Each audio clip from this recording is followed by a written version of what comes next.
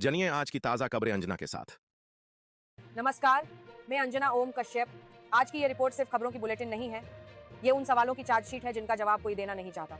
जब आसमान से मिसाइलें बरस रही हों, जब जमीन तले लाशें दबी हों, जब गर्मी आपकी सांस रोकने लगे और जब बच्चों की मौत एक बोतल से हो जाए, क्योंकि हो सकता है ये आपके सवाल भी हों जिन्हें आज तक किसी ने पूछा ही नहीं।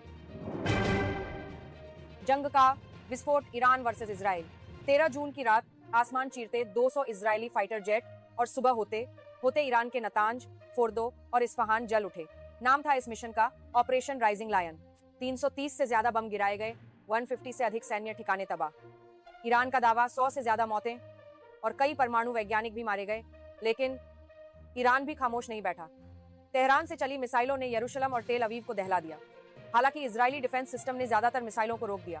अब सवाल ये, क्या ये जंग थमेगी या अब परमाणु युद्ध की उल्टी गिनती शुरू हो चुकी है?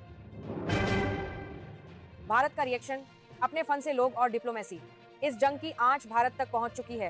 राजस्थान के 61 लोग, जिनमें जैसलमेर के चार्टर्ड अकाउंटेंट भाविक भाटिया भी शामिल हैं, जॉर्जिया में फंस गए हैं। घर वालों की आंखों में आंसू हैं और भारत सरकार अलर्ट पर है। प्रधानमंत्री मोदी ने नेतन्याहू से बात की है, लेकिन सवाल ये है, क्या सिर्फ फोन कॉल से लोगों की जान बच जाएगी? तपती भारत की जमीन गर्मी बनी कहर। Ganganagar, Rajasthan, 39.4 degree Jammu, 47 degree seven spar. ये कोई मौसम की रिपोर्ट नहीं, ये चेतावनी है उस भविष्य की जो जल रहा है। स्कूल बंद, अस्पताल फुल, लोग बेहाल। 91 साल बाद ऐसा तापमान आया है। तो क्या ये जलवायु परिवर्तन नहीं, जलवायु तबाही है? देश की चौंकाने वाली घटनाएं। झारखंड में गिरोह जो साइबर ठगों को ही लूट रहा था, लेकिन एक छोटी सी गलती में पुलिस ने 4 बदमाशों को हथियारों के साथ दबोच लिया। कांकेर, छत्तीसगढ़ में कोल्ड ड्रिंक पीने से 3 बच्चों की मौत। सवाल ये नहीं कि क्या था उस बोतल में, सवाल यह है कि हम अपने बच्चों को क्या पिला रहे हैं।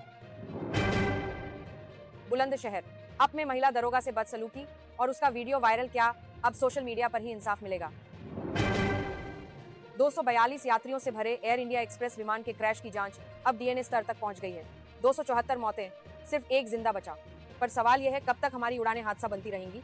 तो आज की ये रिपोर्ट सिर्फ खबर नहीं, ये आईना है उस दुनिया का जो कहीं पर जल रही है, कहीं पर सुलग रही है और कहीं पर चुपचाप सह रही है। मैं अंजना ओम कश्यप थी और ये था आज का समाचार। अब आप बताइए, क्या आपको लगता है कि ये जंग रुक सकती है? क्या भारत को और सक्रिय नहीं होना चाहिए? और क्या हम वाकई तैयार हैं उस कल के लिए जो हर दिन और खतरनाक होता जा रहा है? जवाब दीजिए, क्योंकि अब खामोशी भी एक गुनाह है।